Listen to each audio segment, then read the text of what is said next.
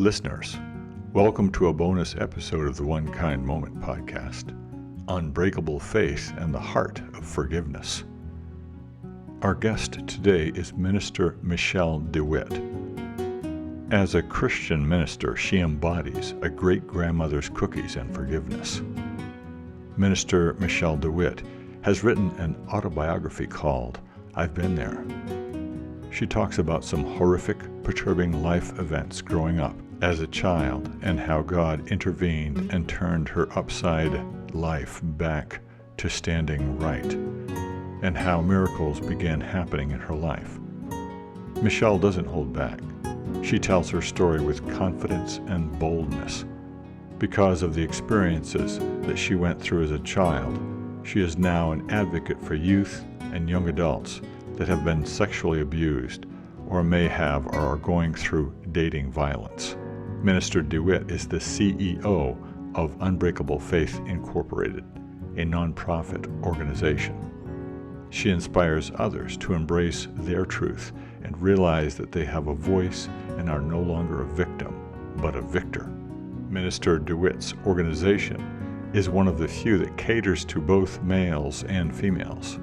She also helps youth heal from sexual abuse trauma, inspiring them to keep living, forgiving, and thriving. Joy truly does come in the morning. Minister Dewitt's motto is, "Your pain today will be your strength tomorrow."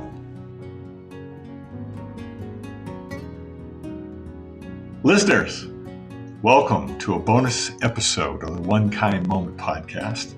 Our special guest today is Minister Michelle Dewitt. Welcome, Michelle. I'm glad to be here. Thank you for having me. Oh, we're so lucky to have you here today. And you've written quite a few books, but there's one that we're going to be getting into today, and I'm pretty excited about that. It's called I've Been There. It's such an intriguing title. Not knowing anything about the book, So maybe we could just start way back in the beginning. When you're a kid, when was the first time that you noticed kindness as being important to you? When I was a child, my grandmother, she would always make sure that, well, it was actually my great-grandmother who would always make cookies. Oh my gosh, these were the softest orange little cookies. Oh, they were so good. And my grandmother, she always had, when she would take me to church, of course, and my brothers, and my grandmother always, I would look for her hands to dig down in that pocketbook because I knew I was going to get some butterscotch candy or either a peppermint. One of those was going to come out of that purse. And we were just, so to me as a child, that was exemplified as kindness. Oh, yeah. That's interesting. You're one of the few people that I've interviewed that had the good fortune of being around their great-grandmother. And I had two of them growing up. So that great-grandmother energy is pretty powerful, Yes, and that image, all perfumed up, reaching into their purse. Yes. Sunday best. Yeah, it really is. So how did that evolve as life went on, as you started seeing that through your life? And for some people, and I'll just kind of allow you to take this in whatever direction you'd like. For some people, that is through the kindness of others. And for others, and for many of us, it's because of the lack of kindness and being treated in a certain way that it actually highlights how important kindness is. Can you talk about that a little bit?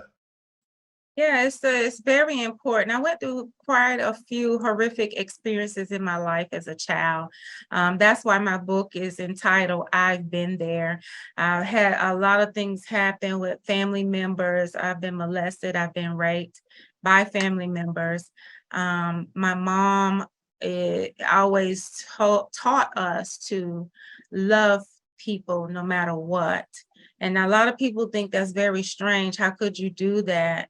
But I am a strong believer that if you are bottled up with a lot of pain, hurt, it causes distractions. It causes stress.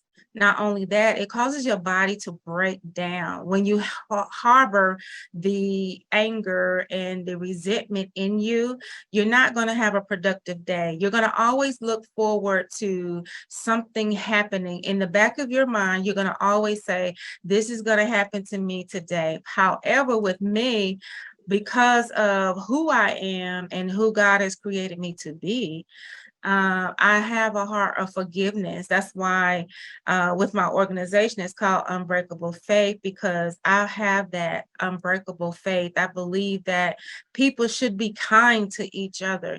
Even if you're putting a smile on your face, not everyone has a good moment. I won't say a good day, because there's 24 hours in a day. And with 24 hours being in a day, when you got up this morning, it wasn't a bad day. You got up. When you made your breakfast, it wasn't a bad day. You were able to make your breakfast. So it's 24 hours in a day.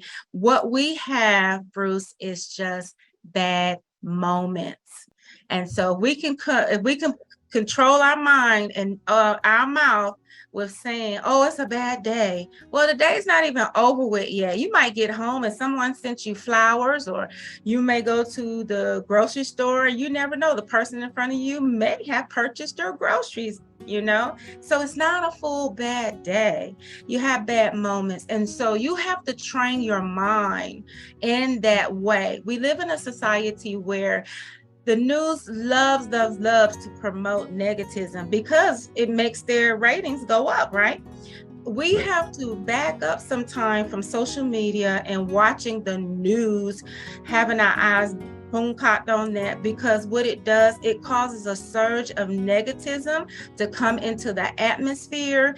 And with that taking place, you're wondering why you're feeling agitated. It's because that energy that has come in your space. So what you have to do, and what I do, is I listen to music that's uplifting. Of course, I do pray.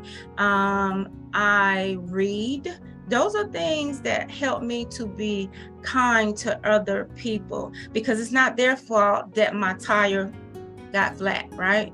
My tire's flat. It's not their fault. So I have no right to take that out on them. Deep breaths are real good with me. I've learned through counseling that deep breaths really help slowly and speaking what is good about yourself with those deep breaths. You have to remember the things that happen to you, it happened to you. It's up to you how you're going to produce that thing outside of you. Either you're going to make it ugly and bad, or you're going to make it good and great.